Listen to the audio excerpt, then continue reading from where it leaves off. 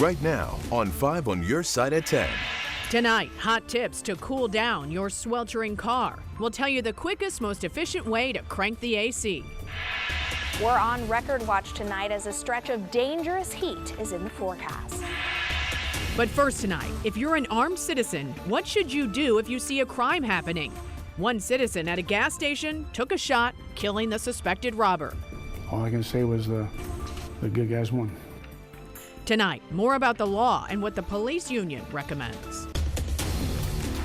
Tonight, more questions remain after a robbery turned deadly in St. Charles this weekend. Police say a witness stopped the crime by shooting and killing the robber.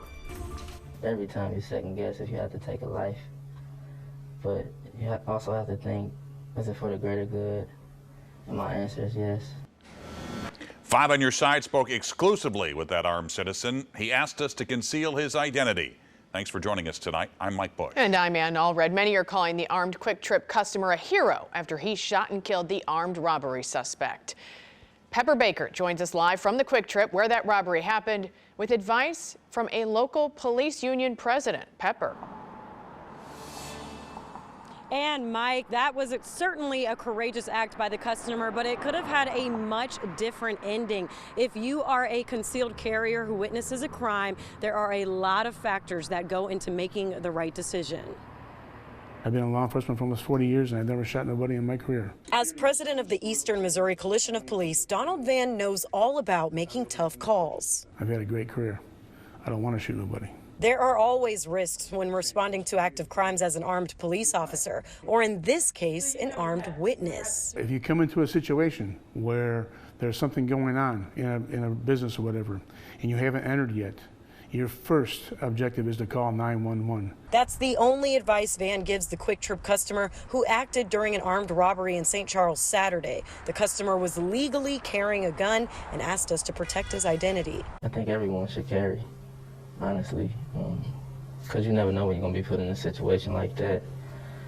And criminals carry, so, I mean, sometimes the police won't be there in time or before time, or you might need to be that person to help out. Then you got to make a decision. Am I capable of doing this? Am I capable of shooting somebody?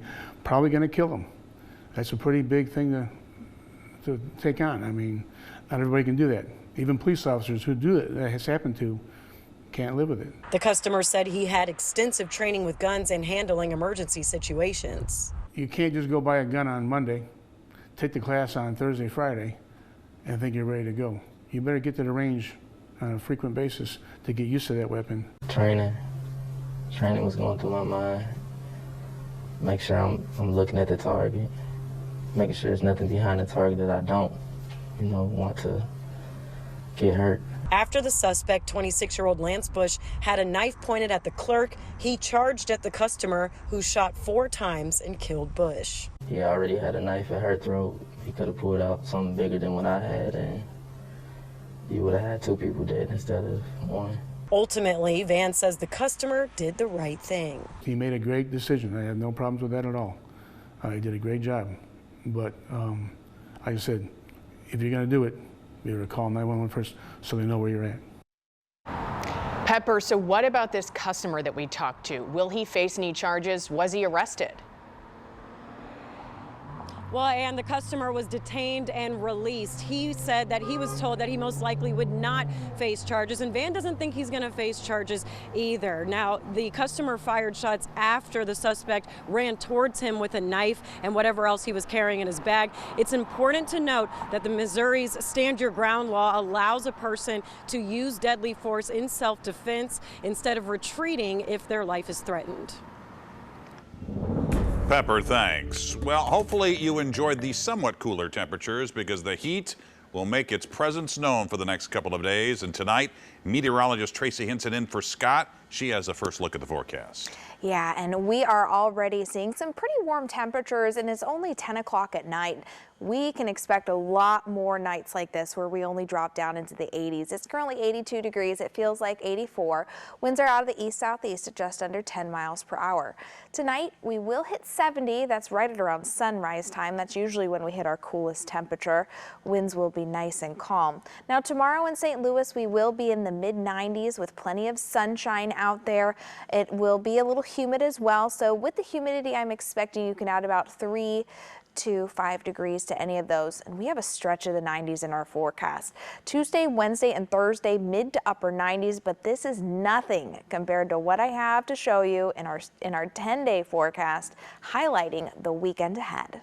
And a reminder that you can stay on top of the forecast 24/7. Just text the word weather to 314-425-5355, and we'll send you the forecast right to your phone. Developing tonight, neighbors tell 5 on Your Side a woman was found dead inside of her South St. Louis apartment.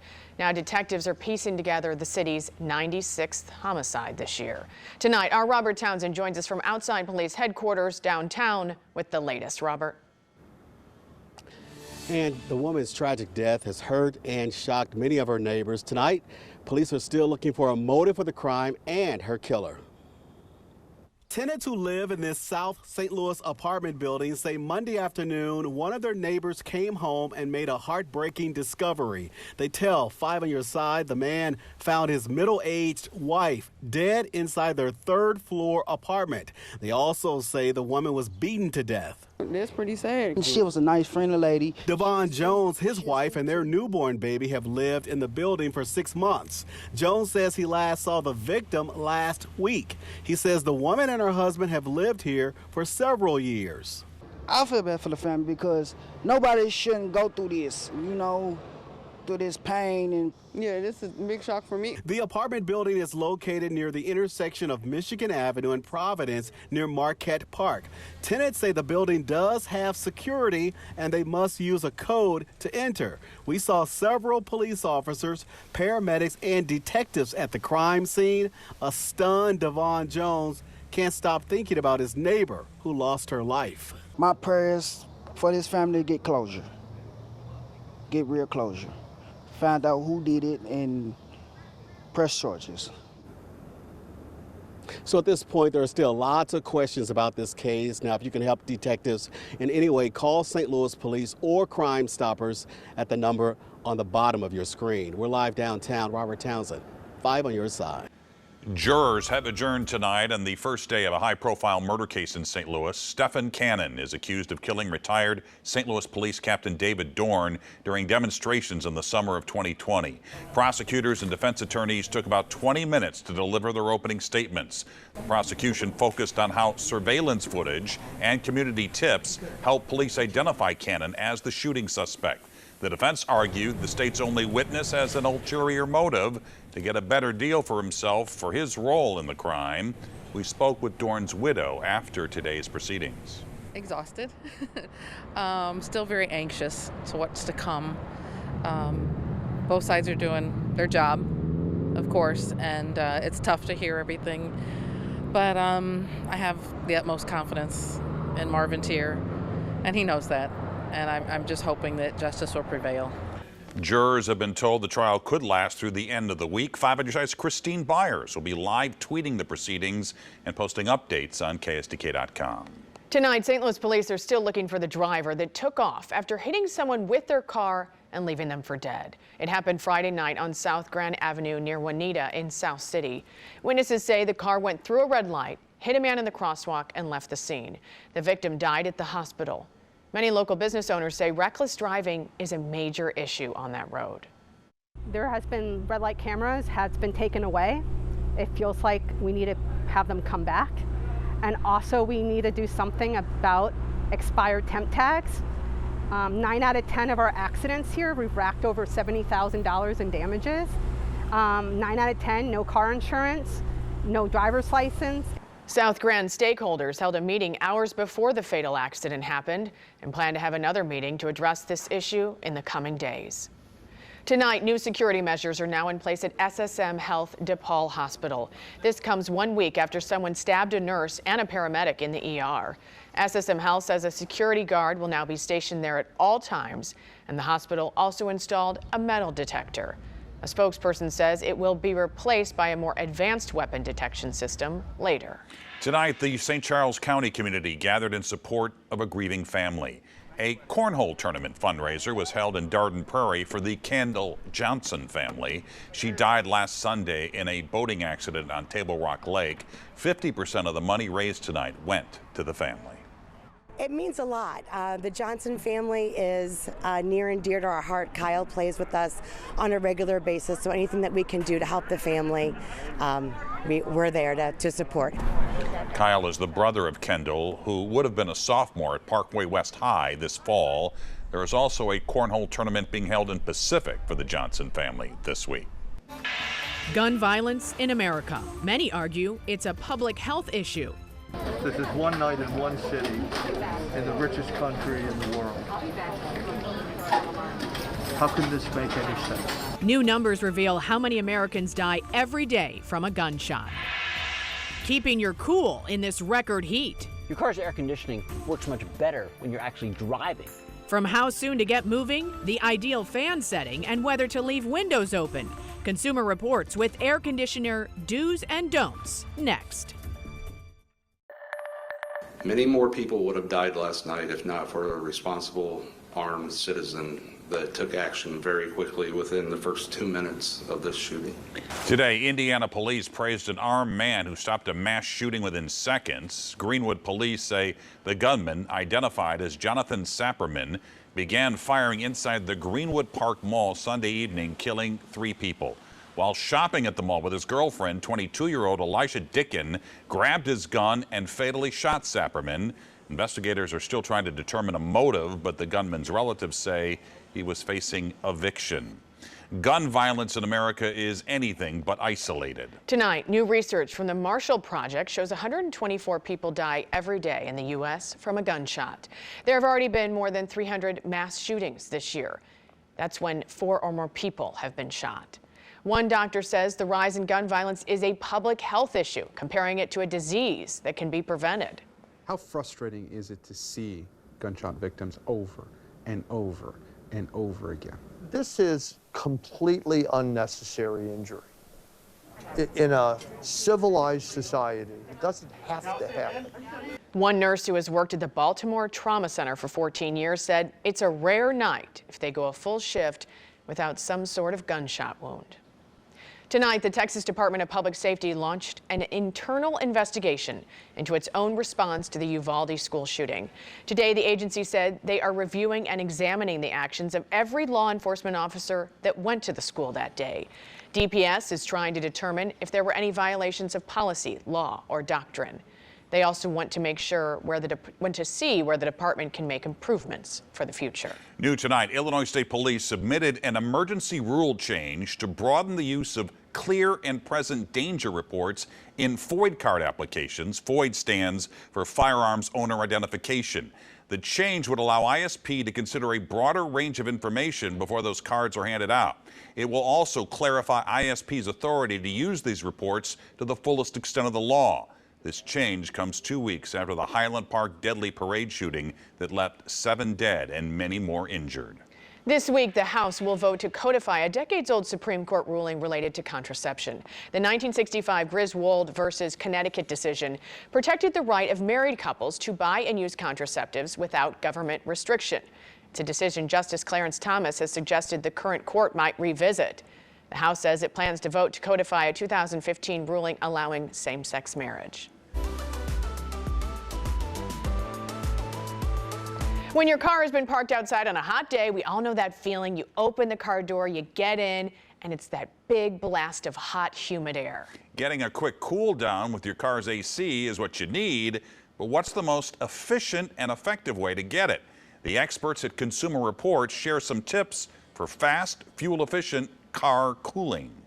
The first thing to know about quick cooling, movement is your friend. So this isn't the time to use your car's remote start. It won't do much to cool down your car, and you'll be wasting fuel. Your car's air conditioning works much better when you're actually driving, because the faster the engine turns, the faster the AC compressor runs, which lets the system cool more effectively. Start driving, turn on the air conditioner, and open all the windows for 10 to 20 seconds. Next, crank the fan. Once cold air starts flowing through the vents, roll up the front windows, but keep the rear ones cracked open for another 10 to 20 seconds to pull the cold air to the back of the car. Adjust the AC temperature to its lowest setting and make adjustments to the fan speed and direction to keep you comfortable. This will actually make the AC efficient, will dry out the air more, and can save some fuel. And if you have passengers in the back seat, make sure you turn off recirculation mode so the air in the back doesn't get stale and hot. Another tip from CR, if you've got a newer car with an auto start-stop system, you may want to turn it off, if that's an option. This feature saves fuel by shutting off the car's engine when you're stopped, but it also may shut off the car's AC compressor, something you want to keep running while stuck in stop-and-go traffic on your way to the beach. And when you get a chance, check your cabin air filter to make sure it's clean. A dirty filter prevents optimal airflow, and on a hot day, you don't want anything between sweaty you and the sweet cold air. And when you're parked in a sunny spot, Consumer Reports says leave a towel on your seat, especially if bare skin is going to touch that seat. And let's get you Tracy Hinson. So glad you're joining us tonight in for Scott Connell. And you were talking about how it is just going to get really, really, really hot. It is. It's just something about this time of year for sure. Records that were set for today, 1954, 112 degrees. Now we will have hundreds in our forecast, hopefully not that hot. High today was 90 degrees. We actually had a perfectly on average day, which is really, really rare for us. 90 degrees and 71 for our averages. That's exactly what we hit today. Our sunrise is sneaking up a little bit earlier on us every day now. It's closer to 8:20 than it is to 8:30. It is a beautiful night out there. It's still warm. It's going to get cooler only right around sunrise time. It's currently 82 degrees in St. Louis. It is 76 in Farmington, 78 for Rolla, 71 in Warrenton, 78 in the Chesterfield Valley there, and 75 at Scott Air Force Base. For tonight, right for the early morning hours, just a little bit of time we'll spend it right around 70 degrees. So if you wake up early in the morning, open up those windows, let in that cool fresh air. Winds will be nice and calm tonight. Tomorrow in St. Louis, though, the heat is on. We're up into the mid-90s. Then you can add about 3 to 5 degrees to that number once you factor in the humidity. Depends on where you're going to be is how that heat's going to affect you. Nice and sunny out there. We are on record watch as we hit Friday, Saturday, and Sunday. Currently, the forecast is well below those records, but it does not take much to change those. So we have 102 for Friday, record's 108. Also 108 is the record on Saturday. We have 103. That would be a close day, only 5 degrees warmer to hit that record. And then on Sunday, the record is 111. Our forecast is 102. So how many days over 100 do we get? Well, in 1936, we had 37. So thank goodness this summer is not quite on track for that. 2012 was 21 days. So far, we have 3 days over 100, which makes things seem rather chilly, all things considered, if you thought 37 was a lot. 10-day forecast for you, 97 degrees for Wednesday and Thursday. Then we're up into the triple digits for Friday, Saturday, and Sunday. And then we're back in the upper 90s, so not a big cool down there for Monday, Tuesday, and Wednesday. Early morning and overnights will all be in the mid 70s. We know what that means. It's going to feel more like 90 to 80 overnight for most of the night. And one thing that's just incredibly rare, and this 10-day forecast would show it, not a single day with rain chances in our forecast either, so we'll most likely be looking at drought conditions in no time. Stifling. All right. Thanks, Tracy. All right, Frank is here with sports. Mike, I don't think you should turn that channel. Albert and the home run derby. Mizzou praying that their quarterback was not picked in the Major League Baseball draft, and Dick Vermeil got the gold jacket.